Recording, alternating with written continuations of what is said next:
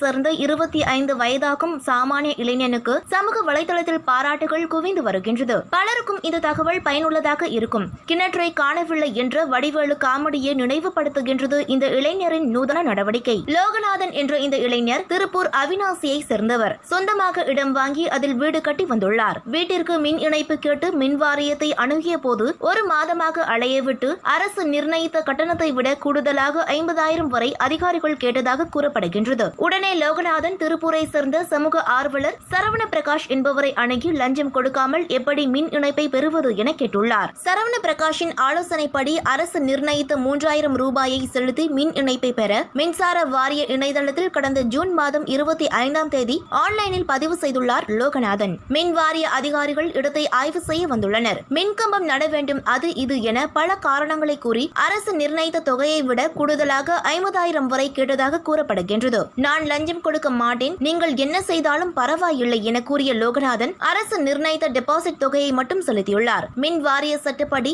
விண்ணப்பித்த 60 நாளில் அவருக்கு மின் இணைப்பு கொடுக்க வேண்டும். ஆனால் அவர்கள் கேட்ட கூடுதல் பணம் கொடுக்காததால் 4 மாதம் ஆகியும் லோகநாதனுக்கு மின் இணைப்பு கிடைக்கவில்லை.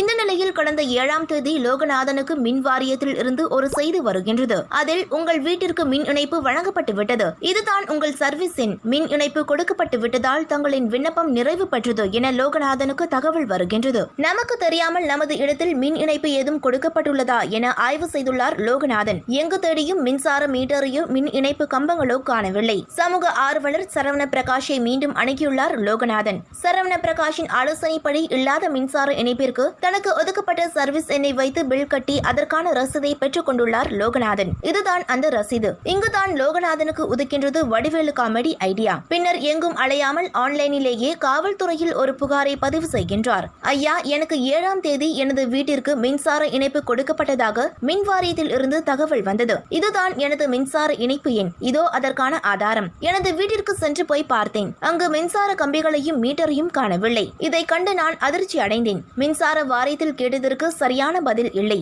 எனவே மின்சார வாரியம் எனது வீட்டில் பொருத்திய மீட்டரை கண்டுபிடித்து தருமாறு கேட்டுக்கொள்கின்றேன் என லோகநாதன் புகாரை பதிவு செய்துள்ளார். லோகநாதனின் புகார் காவல்துறையிடம் இருந்து மின்சார வாரியத்துக்கு பறந்தது. சம்பந்தப்பட்ட மின்சார வாரிய அதிகாரிகளை அலறவிட்டது.